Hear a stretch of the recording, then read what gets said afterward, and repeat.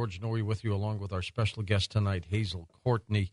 Hazel, where do you get your books? Where are they available? They're available in America through good bookshops such as Barnes & Noble and Borders, and they're also available via Amazon.com. Now, are you still doing reporting, or are you still continuing to write? What are you doing now? Yeah, I give lectures in the UK. I just returned, actually, from America, from launching the books in America. I do lots and lots of radio. I did some TV. So I don't write articles for the newspapers so much anymore because I'm so busy with the books. But I also write health books, and occasionally I write articles, and people can, keep up to date with what I'm doing by logging onto my website. Now, of all the people you've interviewed in your career, anybody stand out? Oh, wow, they're all magical, amazing people. But the one who made me laugh, I think, the most was the theologian Dr. Micheal Ledwith, who used to head up Maynooth College, which is a college for theology at the University of Ireland. And I remember being terribly excited about this 8th chakra that we talked about around about an hour ago. And he said to me, you know, Hazel, he said, 40,000 children die of hunger every day.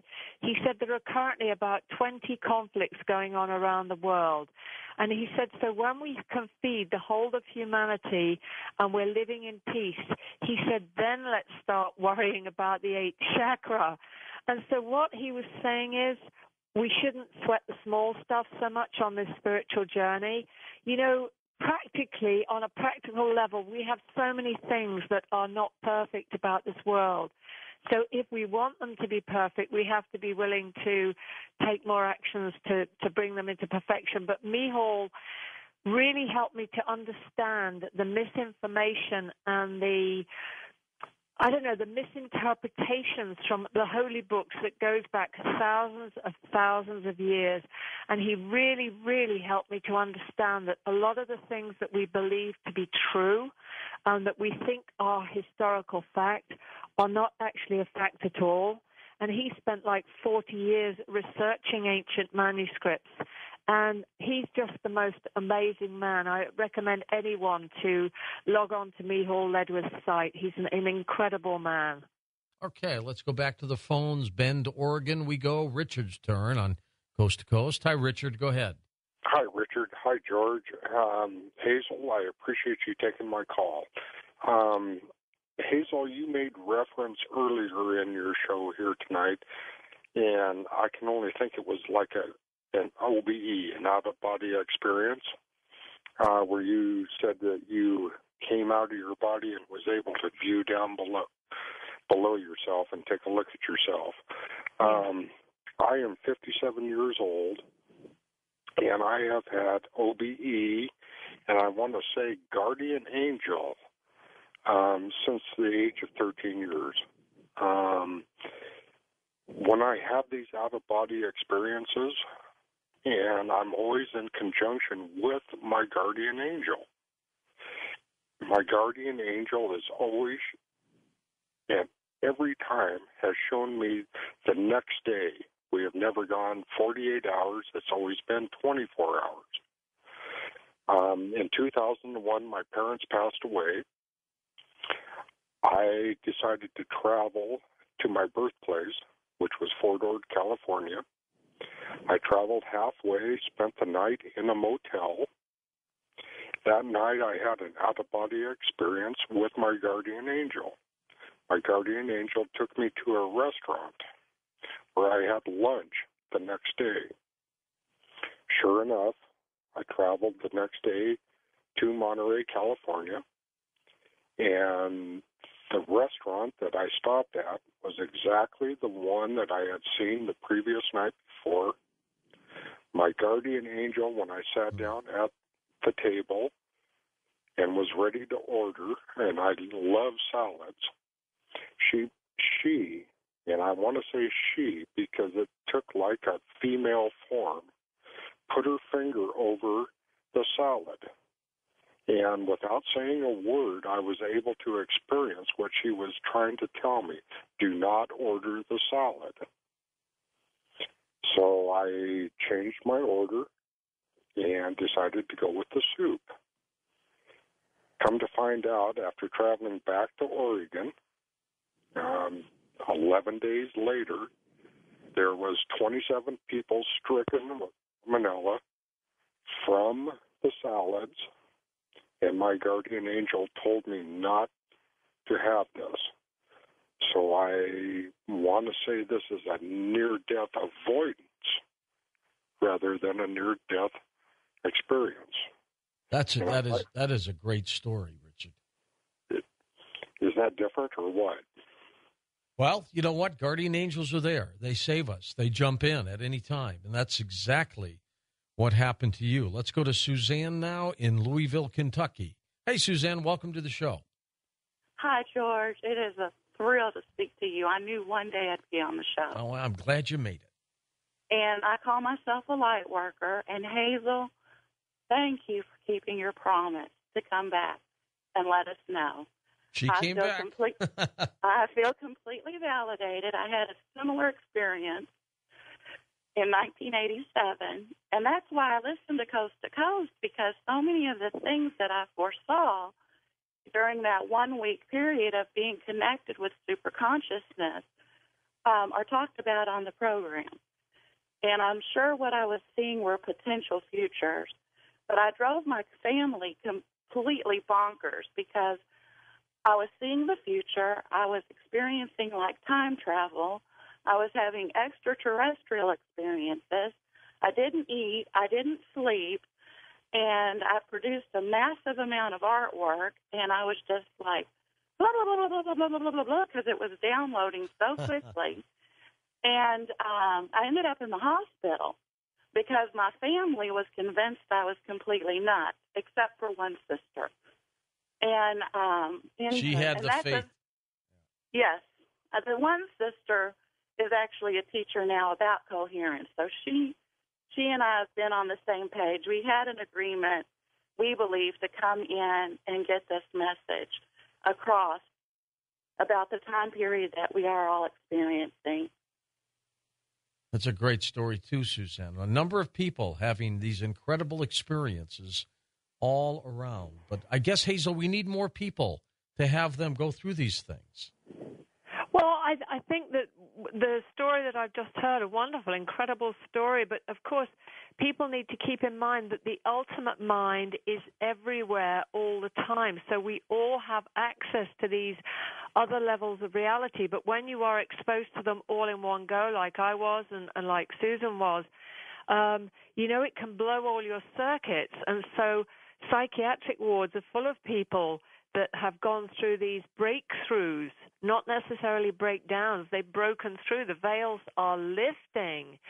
And I think that the more of us that can perhaps go through these processes, integrate them, learn from them, and then help others to go through their process and not have to do it in a dramatic way.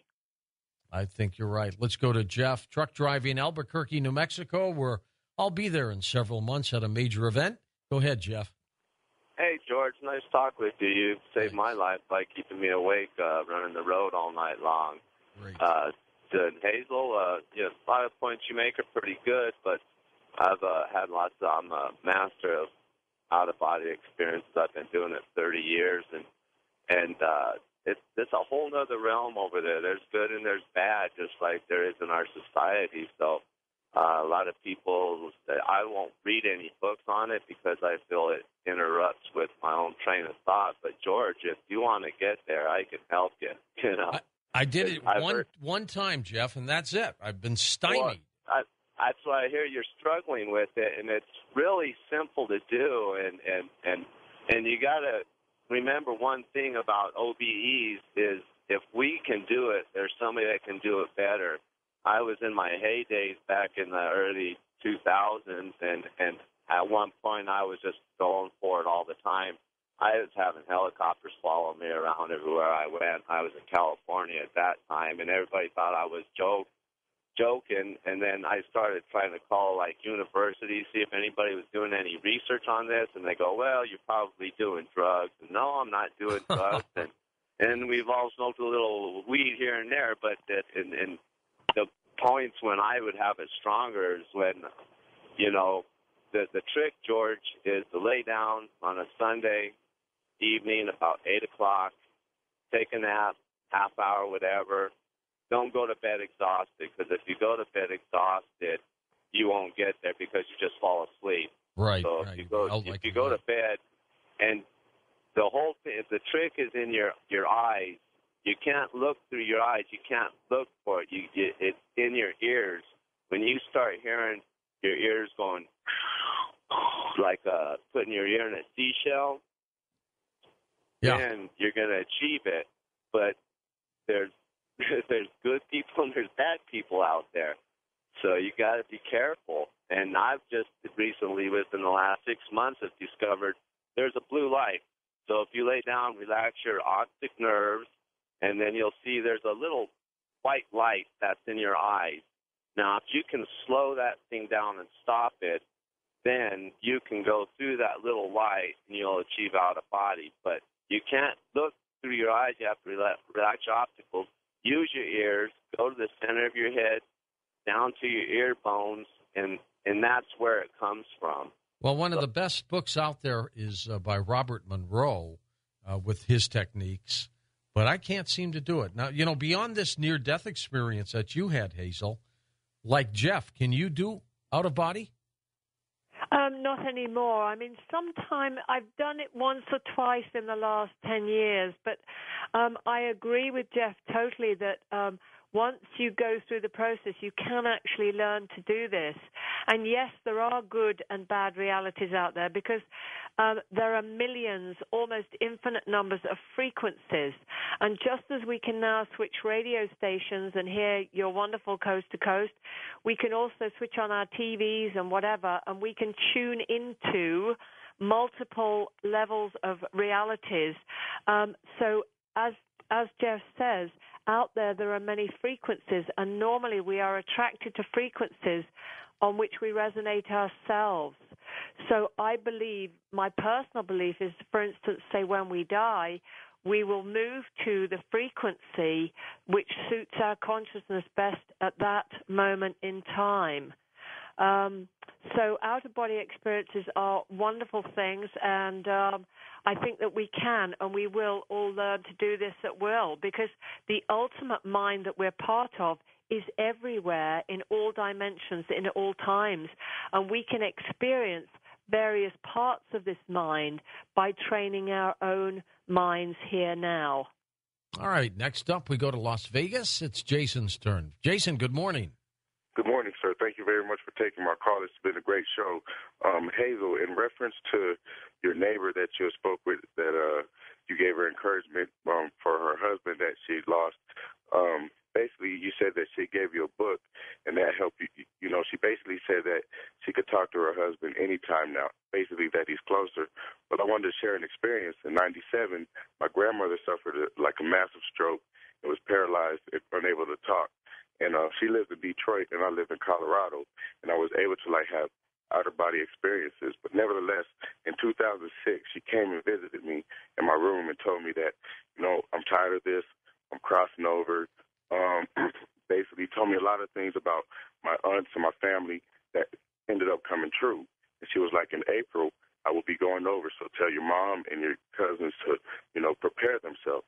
So April 29th, she passed away, and it was just crazy that I could smell the perfume and everything, but yet that she never talked for 10 years, but I still was able to communicate that, and she passed it on with a time frame, like I'm leaving in April. And on that day, April 29th, my son's birthday, she passed, and what do you have to say about that? I think